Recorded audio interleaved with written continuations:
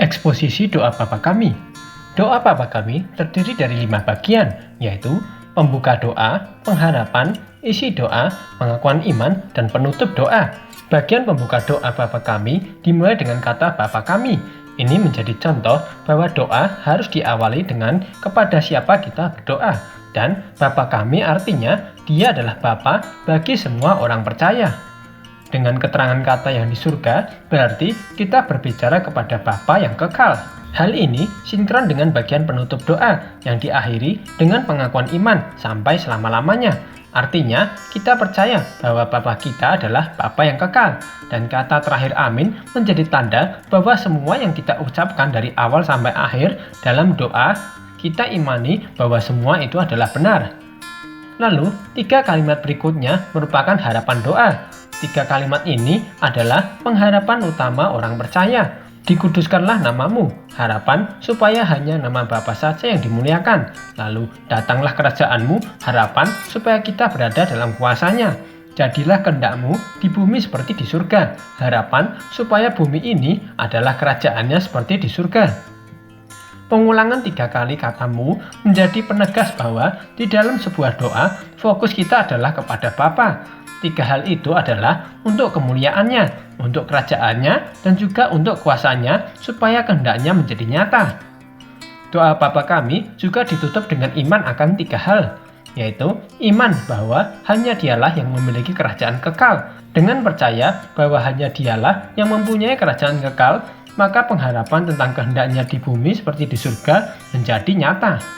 Lalu iman bahwa Dialah yang punya kuasa kekal, pengharapan akan kerajaannya yang akan datang ke bumi akan menjadi nyata. Ketiga, iman bahwa Dialah yang punya kemuliaan kekal, pengharapan akan hanya namanya saja yang dikuduskan menjadi nyata. Perhatikan baik-baik ketiga pengakuan iman ini, sinkron dengan ketiga harapan doa. Ini adalah cara mengimani apa yang kita harapkan di awal doa. Lalu, bagian isi juga terdiri dari 3 hal. Perhatikan baik-baik perubahan kata dari fokus kepada Bapa menjadi fokus kepada kita manusia. Ini menunjukkan bahwa Bapa kita adalah Bapa yang maha adil dan juga maha pengasih. Bukan Bapa egois yang hanya memikirkan diri sendiri, tapi Bapa yang tahu persis apa yang dibutuhkan anak-anaknya bahkan sebelum diminta. Sehingga Tuhan Yesus mengajarkan kita memohon 3 hal kepada Bapa. 3 hal itu adalah 3 kebutuhan primer orang percaya, yaitu kebutuhan bagi tubuh jasmani, kebutuhan bagi jiwa, dan juga kebutuhan rohani. Permohonan pertama yaitu, berikanlah kami pada hari ini makanan kami yang secukupnya. Artinya, hari demi hari kita butuh makanan yang cukup untuk kebutuhan tubuh kita. Makanan yang cukup membuat tubuh sehat. Permohonan kedua yaitu, dan ampunilah kami dari kesalahan kami, seperti kami juga mengampuni orang yang bersalah kepada kami. Satu-satunya cara supaya jiwa kita tetap tenang dan damai adalah dengan mengetahui bahwa kesalahan kita telah diampuni. Sama seperti ketika kita mengampuni kesalahan orang lain. Pengampunan membuat jiwa kita menjadi sehat.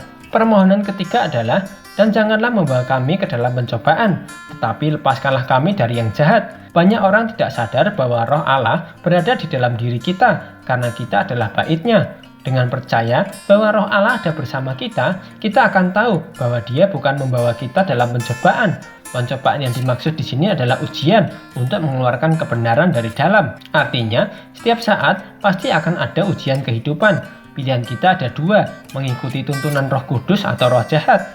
Yang kita keluarkan adalah keinginan roh atau keinginan daging. Oleh sebab itu, disebutkan bahwa kita perlu memohon untuk jauh dari yang jahat supaya yang kita lakukan sesuai tuntunan Roh Kudus. Inilah kebutuhan rohani yang dibutuhkan setiap orang percaya. Dengan tubuh, jiwa, dan roh yang sehat, maka kita anak-anak Tuhan akan mampu mewujud nyatakan harapan doa Bapa Kami yang di awal, yaitu kita melakukan segala sesuatu sesuai kehendaknya, sehingga menjadikan bumi ini sebagai kerajaannya, sama seperti di surga. Dan akhirnya hanya nama Bapa saja yang dimuliakan.